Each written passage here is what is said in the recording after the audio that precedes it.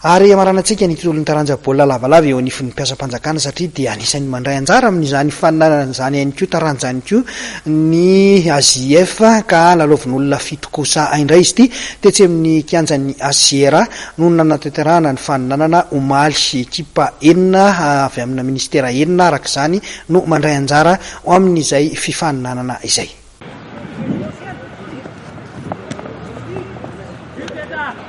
Ny akatra kianja omaly asabotsy ihany koa ny fihaninanana eo amin'ny taranja rugby ho an'ny eo anivon'ny AJF na ny mpiasa-panjakana mpanao fanatanjahantena.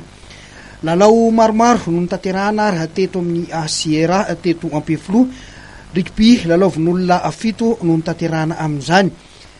Ministera enina aloha no efa fantatra fa mandray anjara amin'ity faninanana ity dia ahitana ny PRM, zareo avy amin'ny primature, ny justice, ny CNTMAD, ny croix ary ministera ny santé sy ny polisy municipale. Araka ny fantatra dia vondrona tokana ihany ary iona daholo ny rehetra mandritra ity fifaninanana ity. Mitondra fanazavana mikasika andrindra izay iry zareo mpikarakara ny taranja rugby eo anivon'ny AJF. Ny antony nasivana amin'ny rugby zany ao anatin'ny mpiasa-panjakana dia satria ny discipline rehetra rehefa mety sport dia misy ao anatin'ny mpiasa-panjakana. Zay no natonga ny rugby nasina nomboka tamin'ny 2012 zay sokafana tany Morondava ny fakafana izy io. Ankehitriny dia efa hita hoe efa mpamiroboroko tanteraka izy zao.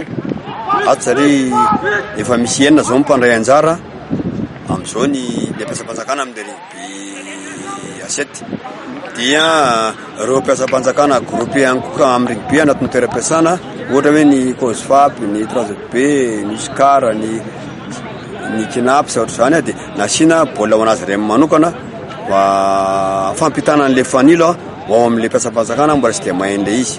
Izany hoe tsy tena midina fifanahana AJF zany izy fa mandray anjara manao lalao fanapariahana. Izany hoe hisy any amin'ny fifaninana nasionaly ve zany ny taranja rugby amin'ity? Misy ny fifaninana nasionaly ny taranja rugby any teny Tamatavy ary mandeha daholo izay rehetra nandray anjara teto Tananarivo araky ny dalàna napetraky ny AJF. Mandray anjara daholo izay nandray anjara teto Tananarivo. Izay tsy nandray anjara tsy manao any Tamatavy. Toy izao ary ny vokatra nandritra izay andro voalohany tamin'ny fifaninanana izay. Ny PRM nandresin'ny ministeran'ny santé 420, ny croix nandresin'ny primature 2020, CNAPS nandresin'ny PBCT tamin'ny 432 ary ministeran'ny santé nandresin'ny croix 20 ny CNTMAD dia nandresin'ny PRM tamin'ny 10.